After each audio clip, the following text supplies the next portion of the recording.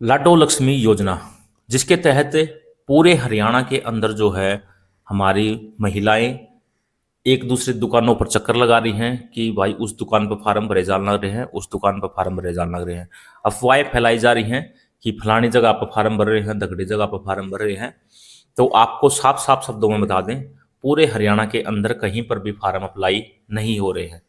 लेकिन आपको ये बता दें, अगर आप इस योजना का लाभ लेना चाहते हो तो इस वीडियो को एंड तक जरूर देख लें, क्योंकि कुछ इंपॉर्टेंट महत्वपूर्ण बातें हैं जो आपको इस वीडियो में बताई जाएंगी। सबसे पहले तो ये क्लियर कर देते हैं कि पूरे हरियाणा के अंदर कहीं पर भी फार्म अप्लाई नहीं हो रहे हैं। अगर आपको विश्वास नहीं होता तो आप एक न्यूज़ कटिंग जो है वो आपकी आंखों के सामने है, आप देख सकते हो। नायाब सैनी का जो है इंटरव्यू लिया गया है और भास्कर टीम के द्वारा, और यहाँ पर उन्होंने साफ साफ बता दिया है कि फिलहाल स्कीम लागू नहीं की गई है।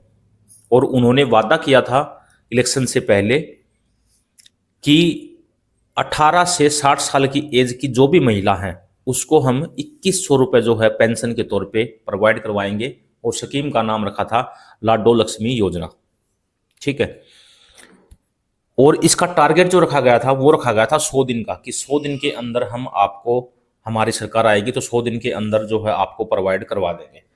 तो इन 100 दिनों में से 56 दिन जो हैं वो कंप्लीट हो चुके हैं, अभी 44 दिन जो हैं बाकी हैं।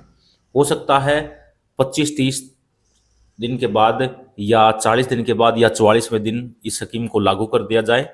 लगातार कंटिन्यू जो है इस पे मंथन चल रहा है, मीटिंग चल रही है इनकी। ठीक है। और ये भी हो सकता है इन्होंने एक बात के जरिए ये बताया कि हमने जो भी वादे किए हैं वो आने वाले 5 साल में, यानी कि इस सेशन के अंदर, यानी कि 2024 से लेकर 2029 के अंदर जो है पूरे करने की कोशिश करेंगे। तो हो सकता है ये आगे जो 5 साल बाद इलेक्शन आएंगे उस इलेक्शन में इसको मुद्दा बनाकर जो है इलेक्शन से पहले आपकी पेंशन बढ़ाएं। और इस बात में भाई जरा सा भी दोहराया नहीं है, ये हो सकता है। लेकिन अगर आपको बता दें, अगर 44 दिन के अंदर ये स्कीम लागू होती है तो आपको अपने डॉक्यूमेंट बनवा लेने हैं, क्योंकि अभी फिलहाल जो भी दुकानों पर चक्कर लगा रहे हैं, जहां पर भी आपको ये सुनने को मिल रहा है कि फलानी दुकान पर फार्म अप्लाई किए जा रहे हैं, तो वहां पर लोग अपने डॉक्यूमेंट बनवाने जा रहे हैं। सबसे पहले तो आपको बता दें, आपके पास एक बैंक अकाउंट होना चाहिए जिसमें आपकी पेंशन आएगी, और वो बैंक अकाउंट फैमिली आईडी से अटैच होना चाहिए और वेरीफाई होना चाहिए। दूसरी चीज़, आपके पास हरियाणा के अगर निवासी हो, क्योंकि ऑफलाइन डॉक्यूमेंट भी जो हो समाज कल्याण विभाग में एक बार चेक होंगे, वहाँ पे जमा होंगे कॉपी।